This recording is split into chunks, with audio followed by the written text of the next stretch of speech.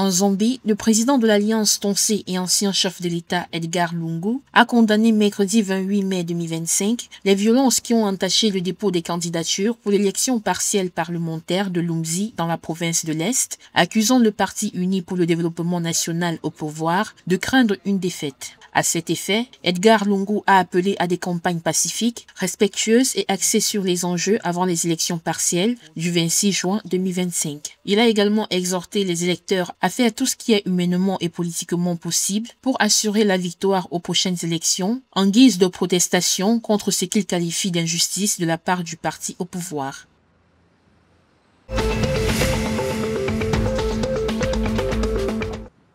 L'Angola rejoindra officiellement la zone de libre-échange ZLE de la Communauté de développement de l'Afrique australe SADC à partir de juin. L'annonce a été faite mardi 27 mai 2025 à Luanda par le ministre de l'Industrie et du Commerce. Selon le ministre, l'adhésion sera approuvée lors de la prochaine conférence des ministres du commerce de la SADC et ratifiée lors du sommet des chefs de l'État de l'organisation. L'entrée de l'Angola dans la ZLE représente une étape stratégique vers l'intégration économique régionale. Cette mesure permettra l'élimination ou la réduction des barrières commerciales entre l'Angola et les États membres de la SADC.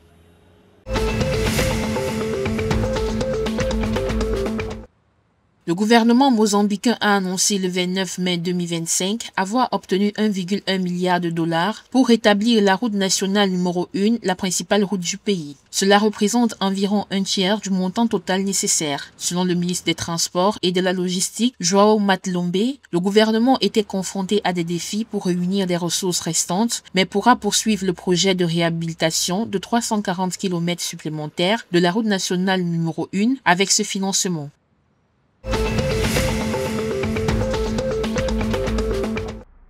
Le ministre de la Santé de Gauteng en Afrique du Sud a appelé les parents et le personnel médical à donner la priorité à la vaccination des enfants pendant la Semaine nationale de la protection de l'enfance, soulignant le rôle des vaccinations dans la protection des enfants contre les maladies graves. D'après le ministère, la vaccination en temps opportun est essentielle pour protéger les enfants contre les maladies mortelles telles que la rougeole, la rubéole et la polio. Malgré la gratuité des services de vaccination, seulement 82,3% des enfants de moins de 1 an ont été entièrement vaccinés au cours de l'exercice 2024-2025.